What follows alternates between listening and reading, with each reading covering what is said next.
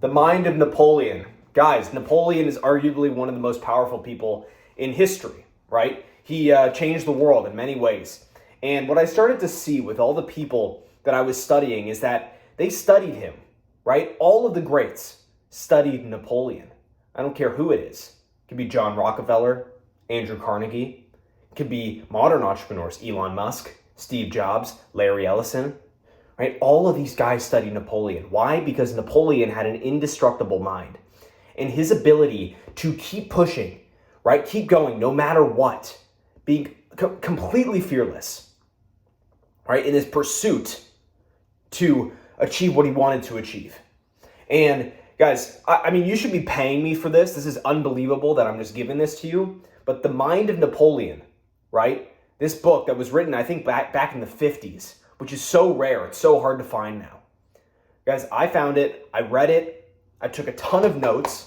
And I'm going to share with you all the best lines from the book.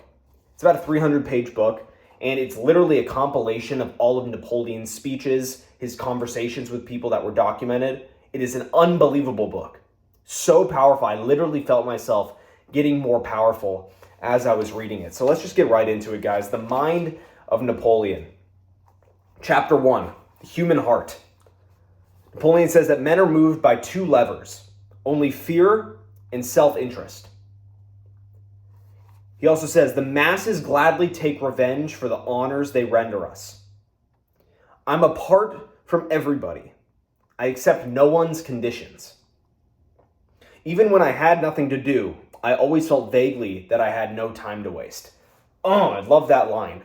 I love that line. I feel that too. Like when I feel like, man, there's nothing to do, there's always something to do, right? When you say you have nothing to do, then you're going to fill it with nothing. You're going to fill that time with nothing, but there's always something to do, always something new to be learned. So I love that line. Last line from chapter 1. Oh no, I got a bunch of more lines from chapter 1. Next, friendship is only a word. I love no one, not even my brothers. I like only those who make war. I like only those people who are useful to me, and only so long as they are useful. It would be a merciful deed of a protective divinity to rid us of love and liberate the world from it. I'm going to repeat that one. It would be a merciful deed of a protective divinity to rid us of love and liberate the world from it. I don't like masculine women any more than effeminate men. Oh, that's a good line. Napoleon's views on the dynamic between men and women are, I mean, you can see how things have changed and how in modern days, how we look at everything differently. It's really crazy. Nothing is more imperious, my dear Las Cases, than weakness when it knows itself backed by strength. Look at women. Women are always much better or much worse than men. Oh, these are good lines, man. All right, chapter 2, questions of life, happiness, and greatness. Man loves the marvelous. It has for him an irresistible attraction. He is always ready to leave the marvels that surround him to run after invented ones.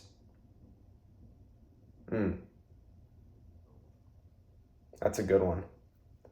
Has for him an irresistible attraction. He is always ready to leave the marvels that surround him to run after invented ones. Right? That's kind of like shiny object, right? We are surrounded by all these great things, and then we see some new opportunity, and then we run after that. Man loves the marvelous. To absorb, to emit, to form new combinations. This is life. Wanting to be an atheist does not make you one.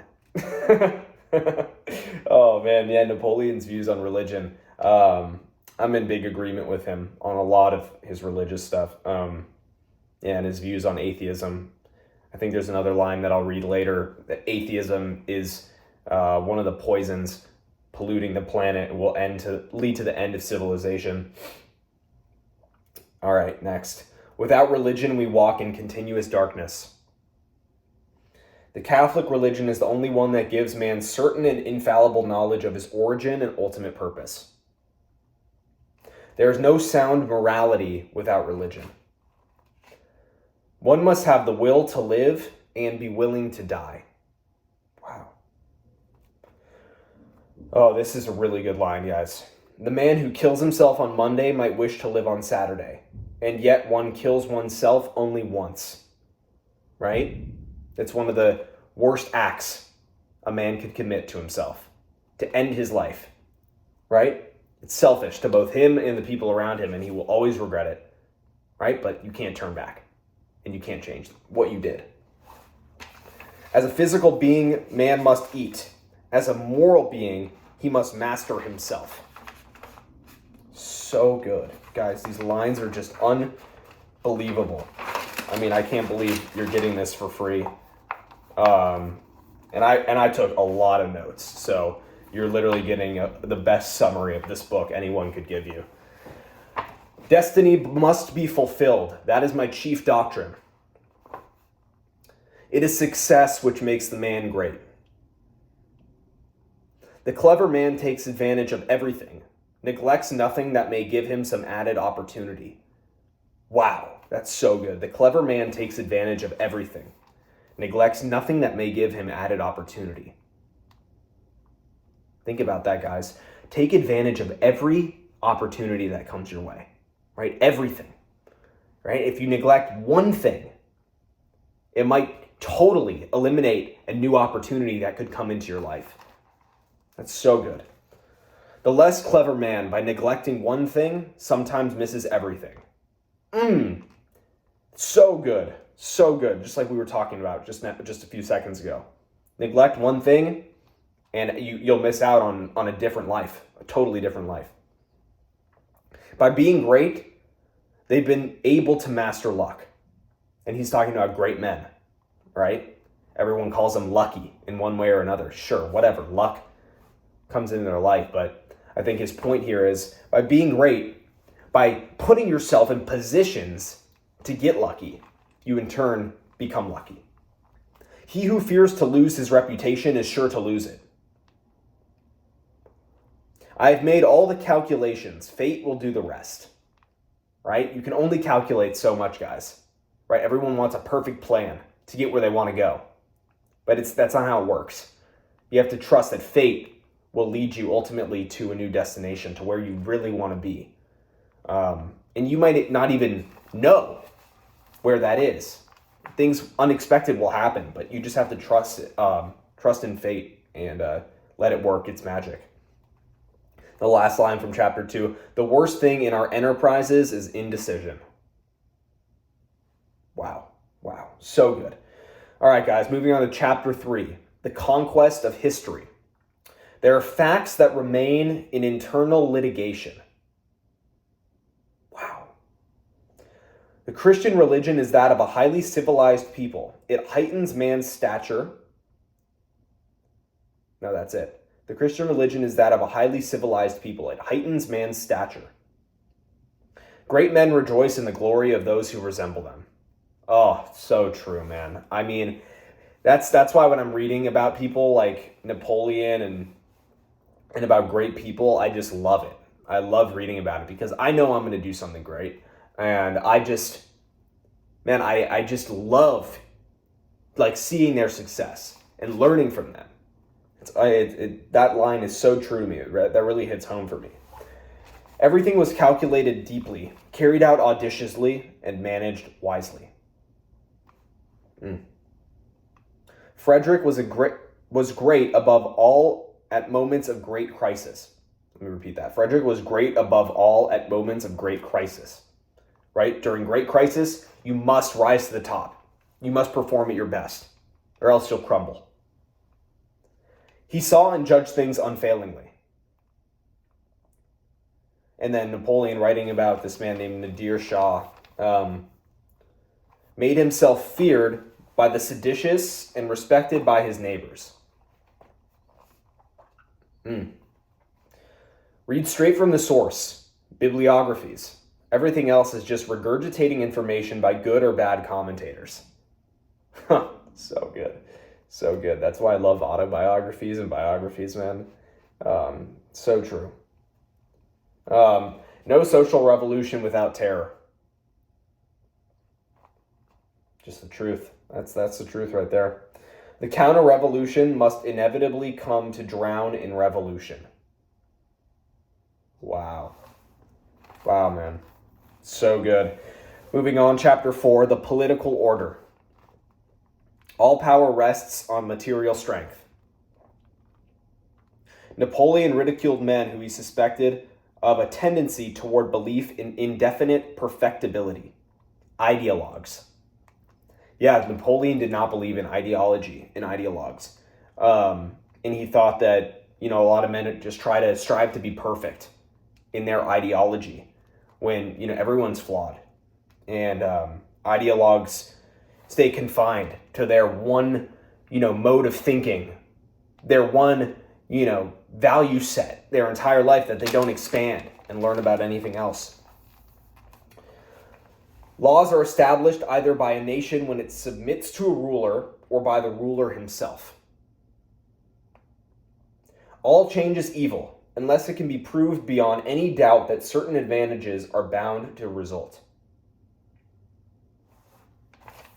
Give everybody the hope of being able to rise. Anarchy inevitably leads back to absolutism. Each looks through his own prism, which often misleads him. Govern men the way the great majority wants to be governed.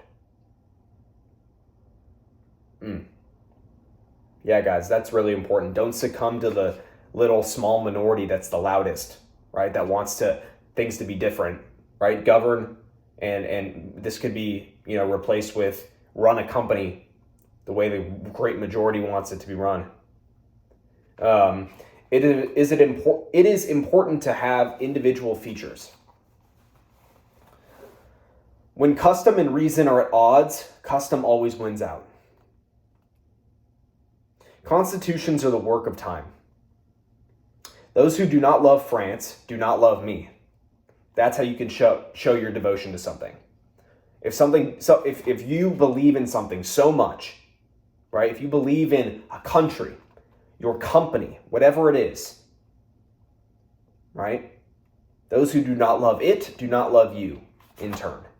You become connected. In order to govern well, one needs absolute unity of power. All right. Chapter 5. Law and social order. Regulate to preserve general harmony. Between due process and arbitrariness, there is no middle ground. The more a man deceives it, the more he is believed. The rights of freedom cease when abuses begin. Whatever hinders the free use of property irks the citizen. That's all I had on chapter 5. Next, guys, chapter 6, church, school, and press. I have a lot of notes on this chapter. First, my son, words are everything. The people need religion. Equality of fortune cannot exist without religion. Oh, this is like what I was talking earlier about atheism, guys. This is the line. The disease to be feared most is atheism. Totally agree with that. Totally agree. Public opinion is an invisible power, mysterious and irresistible. Public opinion is an invisible power, mysterious and irresistible. The opinion of the population signifies nothing. Absolute power has no need to lie. It is silent. Newspapers are not history any more than bulletins are history.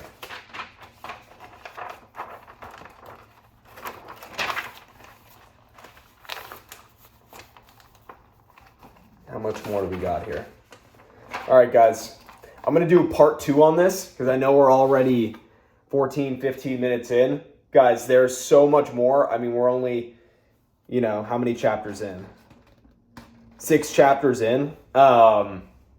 Yeah, I'm going to call it here. Guys, I got so many other books in the pipeline right now. Let me just show you all these new ones I just got. We got Jay Gould. I got another book on Napoleon. I got Rupert Murdoch, Lincoln. I'll make one on, or I think I did make one on Lincoln recently. But I got Murdoch. I got another Steve Jobs one. I got a few more here. Washington. And then this good one, Wise Men, by Walter Isaacson. Guys, just so much good stuff in the pipeline. Guys, reading is something that I just love, and I'm going to continue making these videos for you guys and pass off all the knowledge that I'm gaining.